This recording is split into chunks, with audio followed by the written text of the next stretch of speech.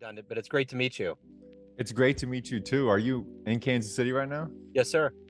Nice. Yeah, I'm not too far. Where are I you saw at? you, Lawrence, Kansas. Oh, cool. Yeah, Dude, I was just talking to someone today about it. Okay, I got a quick KU story. yeah. So, for some reason this year, the two games that I've gone to, I went to the Royals game that was KU Day. There was just something in the air, and it was the day that that rookie hit the home run in the bottom of the ninth. Oh, yeah, that was super good. It was the best game I've ever seen there in my life. We were hot, and there were all these things going on. My soon-to-be son-in-law, his car was dying, and I was with my son who's on the spectrum, and I was like, I think we're gonna have to leave. The crowd was getting fired up, and he calls me right before this guy comes up to bat and says the car just started. So I'm like, we're staying. The home run happens, fireworks go off. It was hot. We saw Otani hit a home run. He got thrown out. Trout hit a home run. It was Oh like my gosh. everything. So anyway, it was KU Day. So this Saturday we go to a Monarchs game, and I had no idea from the night before because of the storms that there was going to be a doubleheader. So we get there early because my son loves Zach Campbell and wanted to get some fly balls. Yeah. So we get out there, and it's KU Day. All the players were there. That 7'2" dude that was out there. I'm all the way in the bleachers, and I'm looking down at the field. I'm like, that dude's massive from where I'm at. He had this Yeah. glove that was like anyway. So I was just telling somebody I work with that's a KU grad. There was something in the air about the both of those games, and they happened to be KU games. KU, like, that was it. So I don't know what it was. It probably will never happen again. But I experienced both of those days in respective baseball environments, and they were spectacular. That's incredible. Yeah. My wife and I, we met in North Carolina. We were at Wake Forest University for a couple of years. Yeah. And then she got a PhD fellowship offer. So we packed our bags and moved to Lawrence in the middle of COVID. So I had never been out here. We just, Wow. yeah, took the Penske truck out there. And since then, I was doing federal consulting for a couple of years for a big company right down the street from you, Cerner, or they used Yeah. to be Cerner. Yep. Now they're Oracle. Yeah. Uh, but traveling every single week, suit and tie, plane, and it got to the point to where I was away from everybody and away from everything. And I was like, man, this isn't the life for me. So lately, I've been producing this podcast, writing a newsletter, and then helping other people. But the whole entire shtick lately has just been this whole idea of life is better when we talk to people. So seeing what you're doing and talking with a variety of people and knowing you're less than an hour away, Yeah. it's pretty cool the way it all works. Yeah, it totally is. And you got the essence there. I think this modern level of podcasting that we're all engaging in is therapy in itself. I think Yeah, in this politically divisive world that we live in, it's a really good way for us to find a common ground and celebrate what all of us are doing, which is really getting into like dream stuff. I mean, I think that everybody I run into that's doing podcasting, it's all about doing it because you love to do it. It's a medium that you enjoy, then you get that personal connection. But I gotta say, Lawrence is a really cool town. it is. It has a really good charm. I always love it when I get up that way. Yeah, it does. So one of the things I've been doing lately is going down to Mass Street, which is like downtown Lawrence, and talking to strangers. And I'm going to turn it into a podcast, just Yeah, collection of conversations with strangers. But everybody's up to talk, you yeah, know. So Lawrence, Kansas is one of those cities that it's not too far from Kansas City. It's close to Kansas City. We got the university, but we also have a ton of art, a ton of cool different stuff. when you get downtown on Mass Street, you get in that area, there's an incubation of energy.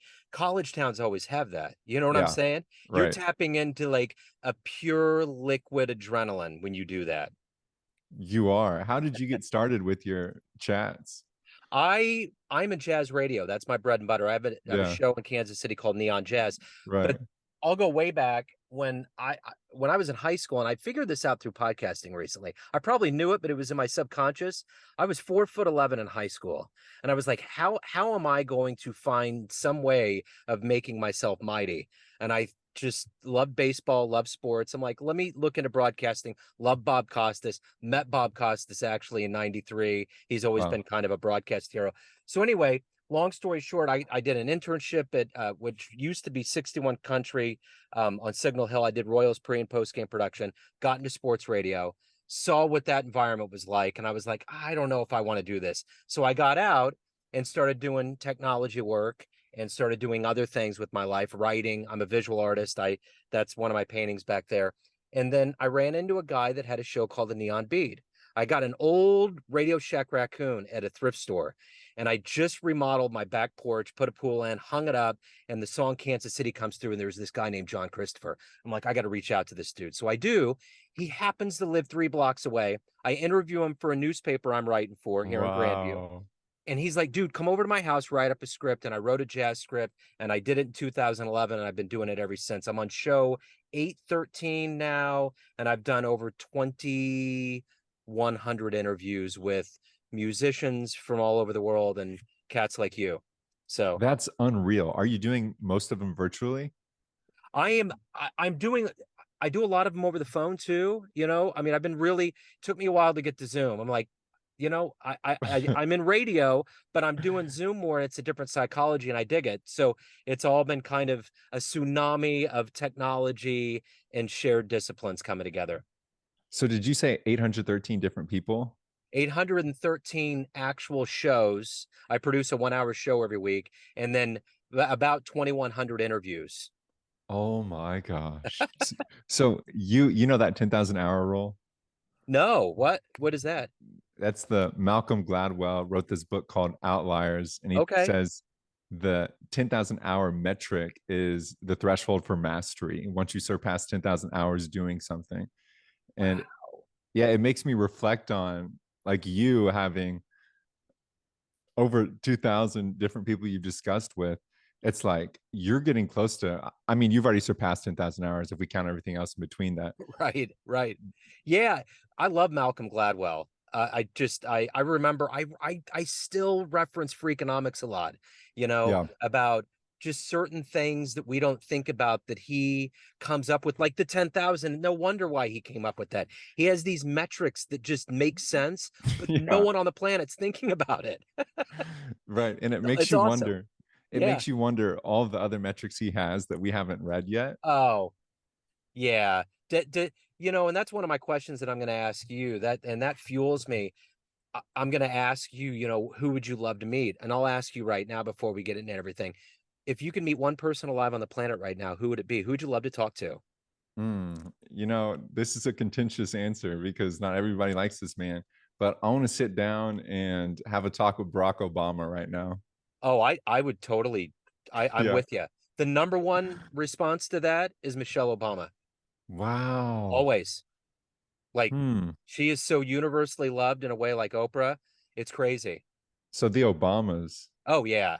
Yeah, yeah. And my question came from, I saw Bill Clinton speak at the Truman Library probably in 03, 04. Never seen somebody speak like he did. When he came in the room, you just felt the particles move and change, like parting the seas, so to speak. And but he's a jazz musician, so I tried to hustle down an interview with him. He's a saxophone player, and one of his saxophones is actually has been on display at the American Jazz Museum. And Wow.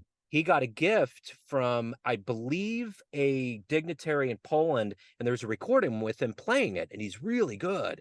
He was on Arsenio Hall too, and he was running his campaign in '92. He threw on his shades, got the horn out, the band backed him up, and he's good. It's not just some cheeky thing. He really knows how to play the sax. He's a student of jazz. So I thought I could reach out and talk to him. So one of the things, that's one of my pie in the skies. So that's kind of how this question came about, you know. So Did you reach out to him? yeah, and I got really close. I talked to somebody that was at the Clinton Library, and she was Wow. like, "Yeah, we would love to get involved, and we would like to weave more into the interview." And I was like, "Absolutely, I'm all for it." And then it just kind of fell to the wayside. But that's the nature of things. I got kind of close to David Lynch at one point. I almost interviewed the author that did Field of Dreams. Shoeless Joe was the name of the book. There's all these near hits and misses, but you don't know until you try. Yeah, right. That's So awesome, man. it's cool. Probably one of the goofiest things that ever happened to me was I still get weird about West Coast time. For some reason, I know they're 2 hours behind, but my brain has this weird block. So I accidentally called the football player from the movie Rudy like 2 hours Mm. early, and Aw. he's in Vegas getting ready to work out, and he's all groggy. He's like, "Who is this?" And I'm like, I was working for an outfit called Current TV, which Al Gore ran on cable for a while. and he just was kind of groggy, but he was Rudy, man. He was totally gracious, totally cool. Like, let's do it. Let's get in there. He had that spirit of getting carried off the field like the little guy that could. And it Yeah. was cool, you know? So, All of the like big people I've gotten, it just kind of happens to like falls in my lap. yeah, Uh the other sometimes whenever I try really hard to get somebody, it's it's weird the way it works because sometimes it doesn't work out, you know? I remember the biggest jazz interview I got. I got a CD in the mail. Probably I've been doing the show about 2 years, and it was Sonny Rollins, and he was doing this on the road show kind of thing, where he was Wow. taking recordings, and it was volume Mm-hmm. 3. And I just reached out to his agent. Her name is Terry Hinty, and it's his longtime agent. And I was just like, "Can I interview?" And I just didn't think there was any way. And she was like, "Well, let me see." And she came back and said, "Yeah, he's got a window of time." And I'm like, "Oh no, Sonny Rollins, let's go." And that was Wow. probably the most nervous I was in the early years. But he was the kindest, most gentle, humble human to this day that I ever have listened to. In fact, my wife, she loves Sonny. She's like, I've never heard the interview. So we were going to Colorado last week on vacation, and we finally queued it up, and I hadn't listened to it since I did it in its entirety. And I Man. was sitting there thinking, man, this dude, he's just a behemoth Yeah. now. Were you So nervous listening back to it? no, I was just sitting there like, this was wonderful. It's not the way I Yeah. remember, which I'm sure, as you know, when you interview in Yeah. real time, you pick up all of these things in editing and production. Mm-hmm. You're like, that happened. That was said the way it was in that context. Just it's better. It's just it's a much better deal. So I don't want to hijack, but you're not too far from Lawrence, and I've been working on like an in-home studio where I do my podcast. So if you ever come down to Lawrence, I'd love to have oh, you on the podcast. dude, 100%. In fact, um, yeah, do you have a calendar that I can tap Yeah, into? Yeah, I can send you some like openings because you've talked to over 2,000 people. Like the whole entire idea is life is better when you talk to people. So absolutely. I remember yeah, one of the first things I did, and I'll send this to you. When I just started my family, just got married, had my son Miles, I was living in South Kansas City, and I was like, I'm going to interview these people. And it was when I had the old digital cameras, and I always had a digital camera on me before phones. yeah, And I interviewed like 6 people. I interviewed the gal at Dollar General. I interviewed a guy behind the deli counter at the Price Chopper I went to all the time. I interviewed the guy at the library. There was like 3 or 4 other people, and it was just I'm just interviewing these people, kind of in that Studs Terkel kind of notion. And it was really interesting, and it was kind of the precursor to me getting fascinated with wanting to get back into doing that, which kind of led mm, to what I'm doing now. So yeah, it's interesting. I love that idea of interviewing and connecting because when I started doing this, my radio engineer, his name's John Christopher, a very wise man, been in radio for years, started in Lincoln, has been in radio his whole life. And he stopped me at one point, I think after I said, I interviewed Sonny or whatever, I'd call him and I'd be exuberant. He was like, these people are getting from you what you're getting from them. Never forget that. wow, Because I'm thinking, how is this guy getting anything from, yeah, but it really is a revelatory moment for all when you do this. it is because it doesn't feel as much of a burden. You know, that's Yeah. one of the whenever I finish a podcast with somebody and they tell me thank you so much, this was so good. I'm like, all right, That's it. That yeah, that's the caveat. My dad, when I was getting to that point in my life, he was like, whatever you do when you're on a date or you're with a woman, always ask about her. I never forget mm, that. And when you talk about interviews, people love talking about themselves. yeah, So when you can really get in there and you start throwing that out, anybody will. And you see all those viral videos of people just walking up with the microphone. Hey, what's hmm, the best thing you ever did? What's the most embarrassing thing? People are ready to go, yeah, you know? right. So That's on the money. You're wise father. yeah, it was good. It was one of the best things that he ever said to me in that regard. But before we stray too far away here, I know we got a leash with Zoom and overall. Yeah, yeah, What I would like to do is find out from you exactly what you do. So I'm going to put you in front of a bunch of third graders at a career day. One of the yeah. kids looks up and says, "Hey, what do you do for a living?" How do you answer that child? I say that's a great question. And then I look at the child and I say, recently I've created a pursuit where I want to create a library of conversations. And What I want the library to be is if somebody wants to know how to make friends, build better relationships, or get better at talking with the people around them, they can go to that library and select conversations that I've had with a variety of people to learn from them. I also am writing currently, and I write a newsletter called the Social Fitness Lab newsletter, which is similar to this conversation, but you get to read it. And one of the cool things there is you also get to see videos that I send out, or I get to attach other people's content. So I get to help out my friends or help out people doing things similar to me, like Joe.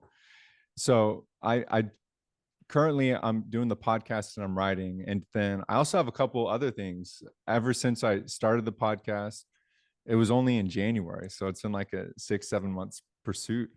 I had the Lawrence Boys and Girls Club reach out to me and they said, "Hey, we have a studio here. Could you help us produce a podcast?" So I said, "Sure." So I've been working with them to produce a podcast. I have a partnership with the city of Lawrence, working with the Parks and Recreation Department, and we're putting on podcast production workshops for older adults. That way they can use podcasts as like a reflective memoir type activity. There's this whole idea of narrative medicine. So being able to reminisce, reflect actually improves your health because you get to go back to where you were and Yeah, it's good for your memory, right? yeah. So I got a couple things. I'm working part-time with the local church, helping them create groups, like small groups. It's this idea of community, getting them in community. So that's been interesting. But there's a couple different things. But the big thing right now is being able to build a creation of or a collection of conversations and then create a newsletter that adds value to people's life and improves their social fitness. Absolutely, for sure. Yeah. So let's go back to your childhood here. And where were you born and raised? What were the seeds that were put in you? And more importantly, what did you want to be when you grew up? Broken Arrow, Oklahoma was the hometown. So just outside of Tulsa, Northeast Oklahoma. I wanted to be a soccer player professionally. I loved soccer. It is my first love. I have a lovely wife now who I love dearly, but soccer was there before her. Now, one of my biggest, like the thing that always a thorn in my side was I tried out for the varsity team in 8th grade and I made the last cut and then I got cut. And reflecting on things like that was sad to me, but it's funny because when I think about being a professional soccer player, I think about the post game interview. Yeah, I think about being able to answer the questions and not knowing what's coming down the pipeline. So the seeds that got planted in me were largely my mom. She was always in support groups. I grew up with a dad who was an alcoholic. So my mom went to Al-Anon, which is like support for friends and family of alcoholics. And then my brother had schizophrenia. So we went to these National Alliance on Mental Illness support groups. wow. And the later on she got diagnosed with cancer, so we started going to cancer support groups, and it Wow. showed me the importance of gathering together, and particularly with bad news. A lot of people don't like to talk about bad news, Sure. but it revealed to me if we wrap bad news with words and we bring people in, it makes life a lot better. Yeah. So that planted the seeds where all this went. It's interesting because all the Chuck Palahniuk books revolve around those kinds of therapy circles. That's Mm, immediately what came to mind. mm-hmm. Very interesting. So if you could go back in time and see one soccer event live, a match, a moment, where are you going? I'm not going far. I'm going to this World Cup final that just happened. Yeah. It was Can incredible. can you believe that Kansas City's getting it? No, I can't. And I am so excited. I am nervous to see how much tickets are going to cost, but it's one of those things. It's like you may want to bite the bullet just to go. And Yeah. you don't really know who's going to play. You just know you're going to get to go to a game. So you may see teams that don't have the biggest stars, but then you may see you know, I'm pretty sure Lionel Messi's going to play again. I hope, Yeah. but you may see the big dogs too. Yeah. You know what's interesting? I've been in Kansas City my whole life, and I've watched this town grow up. I used to live downtown in the 90s and there was nothing going on, and now there's P&L and there's all these things and world championships and all of these things. I was convinced after I saw the NFL draft. When I was there on the final day. I saw the final pick, and I thought I was just going to go up and see the experience up at Yeah. Liberty Memorial, but I actually got to go down by the stage. Wow. I mean, Wow. national media everywhere, band on stage, people dancing. things going smoothly. I'm like, this is Kansas City. And when I got out to walk up there, it felt like Chicago. There was vendors everywhere, excitement. I'm like, we are that town now. It's pretty cool. Are you optimistic as far as Kansas City goes with those Oh, bigger events? yeah, yeah, yeah, Yeah. yeah. Even covering jazz in the 10 years plus that I've covered here, it's gone to great heights. Clubs still open up. The cats in the scene are really, really cool and very supportive. Bobby Watson's been doing really good. I mean, big players move here. I mean, Kansas City overall is a real beacon, and people love this town. It's a real arts incubator. I love jazz. One of the things Yeah, I love about jazz is that it is it runs on the offbeat. Like it can do whatever it wants. And it's the in my mind, it's one of the epitome of musical creativity. yeah, Because I think creativity thrives whenever there's inspiration yet not as much structure. yeah. So seeing jazz is super cool. It's one of those things that shouldn't make sense, but when it all comes together, it does. Because you got it's kind of like you have the Elvis person or the Beatles person. When it comes to music, you got someone that's more into the blues, the more linear, or jazz. Yeah. Because there's just a level of jazz that, they're not all like harmonizing together, but when it all comes together into that soup, that gumbo, man, it's tasty, Mm. you know. So I want to ask you a quick question. Sure. You mentioned if I could go back to one soccer event and watch it Uh, live. What about with you, one jazz performance and watch live? Someone asked me this the other day, and I didn't realize it until I answered it. I would love to have seen Ella Fitzgerald at the Apollo the very first time she got on stage, and she had no idea, and neither did they. Just to watch the Oh, power of that just blow up. Now, sports wise, 1986, Shea Stadium, Billy Buckner, ball goes through legs. My dad was from Long Island, uh, yeah. Brooklyn. I was a Mets fan at that point. I just would have gone absolutely crazy in that stadium. So, well, I'm going to move on here. And what I'd like to do is I want to get to the real essence of what makes you get up every day and makes you who you are. What is it that makes you do what you do? Mm. The realization that all of the people around me are walking stories, are vessels of knowledge or like inspiration. I have always been fascinated by the idea we all have our own stuff and we're all walking through it as well as we can. I traveled a lot for my last job. I was always in the airport watching people run to their terminal, seeing the people cry whenever they miss their flight, and just thinking to myself, we are one in is one of billions. And the potential that I can connect with people and I can hear from them. And you and I are having a conversation right now, which I'm grateful for. And we'll be able to scratch the surface with what you have, what I have. So there's so much potential, there's so much opportunity that unknown is inspiring to me. And then being around people who can navigate that really well, being around people who can ask great questions to kind of like an art gallery, put their work on the wall. We all have a whole bunch of incredible work inside of us, but like, what do we display? How do we bring it about? That's what's getting me up. Yeah, it's fascinating. Of all of the things that you've done in your life up to this point, what are you the proudest of? Ooh, great question. Hmm. I often think of relationships as the standard. So my nightmares are something goes wrong in a relationship. I betrayed somebody and I didn't mean to. Someone betrayed me and I'm hurt. So whenever I think of achievement wise, I think of meeting my wife, proposing to her and marrying her and being married with her for 2 years. Or I think of my older brother. It was really hard whenever he has schizophrenia now and he lives kind of like in like a state mandated institution, and it was really hard because he was 4 years older than me and I was always walking in his footsteps, and there became a moment where I became the big brother and having to navigate things for him and having to console him and coach him and mentor him is a big achievement. It's still active, but it is it's just like very rich, very relationally rich and fulfilling. What's interesting about that is that, my son's on the autism spectrum. He's 18, and I Hmm. understand, when you have to take care of somebody.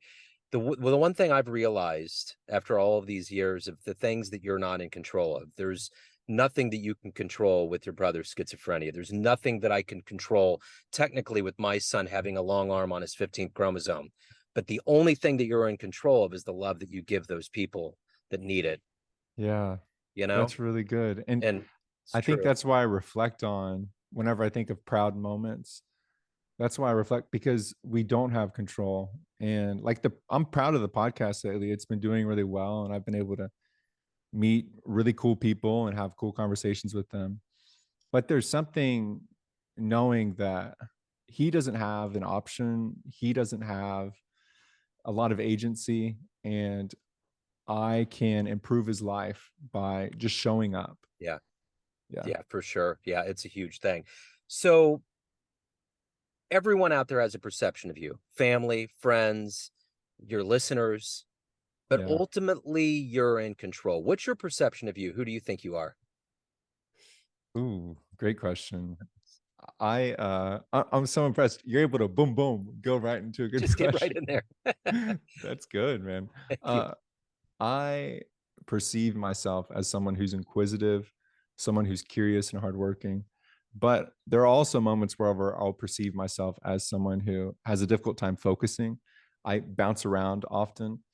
And I think that others perceive me as being a hard worker or someone who is constantly involved in a lot of different things. And one of my perceptions of myself is someone who's seeking depth, but often settles for breadth, be it a network of people. Like I'll have a whole bunch of connections, yet won't have that many deep friends, or I'll be involved in all this different stuff in Lawrence, Kansas, but I won't be deeply involved in a couple of things. Yeah. And that's been something I've been having to navigate lately. Yeah. I understand what you're saying for sure. For all these roads you've been down and all of the ups and downs and people you've met, you gain wisdom. Let's say you have a dream tonight, you run into a much younger version of yourself, and you could give that version of you a piece of advice based on the wisdom you've gained. What would you tell that younger version of you? I would talk about the importance of creating, and I would tell myself to create. I, we think about content, or I think about content whenever I say that, like create content, get out there and create it. Now, I don't particularly mean like a TikTok or a podcast, but I think it took me a long time to recognize I can be a creator that creates content rather than just constantly consuming content. And I am thinking about the podcast. I'm thinking about the newsletter. Like it took me a while to get to the point to have the courage to create something and share it with others. Now, it's there for a reason. We have that protective mechanism. It's vulnerability, it's fear, it makes sense. Yet at the same time, I would go to my younger self and be like, just go for it. Like create something, start somewhere. Because I've always had little dreams of being like a David Letterman, being like someone who has these conversations with fun people, and it improves the moods of others, Yeah. just having a conversation and making others laugh. Yeah. And it's based in a conversation. It's like stand up but not really stand up. It's like a monologue but not really a monologue. It's a conversation. So I've always been passionate about that, but it's like get out there and start trying something. Sure. Yeah. I was always a Letterman fan. That was my early formative years. I remember watching and just being just bespeckled. I think there was a book that was written on those early days, like what they were all about and how surprised they Mm, were that it got as big as it was. But they were definitely doing something that's brought to life all of these modern things that we have, like the Daily Show and all of that, for yeah, sure. I agree. It was definitely a trendsetter. So if anyone out there wants to get your newsletter, listen to your podcast, anything pertaining to your world, where is the best place to go? Talk to chrismiller.com. What you're Cool. doing right now. Right on. I love it. Yeah. Chris, this has been great, man. I love your approach. I love what you're doing. Thank you so much for opening up, and we'll continue. We'll just put a dot, dot, dot on the end of this. We will, because I want you to sit down in Lawrence, Kansas, in the dining room studio. We are creating a video podcast. We got some pretty cool Instagram reels that are coming out. We're getting into TikTok, YouTube Shorts. So I am really, it's the zeitgeist right now. Yeah. And no better person than someone who's local, yet also a seasoned conversationalist. Right on. Yeah, I look forward to it. This has been wonderful. So thank you very much, Chris. Best of luck with everything, and we'll pick this back up and Lawrence later on. Okay, sounds good, Joe. Thank you for your Cool, man. time. Thank you. Have a good day. You too. Bye. Take care.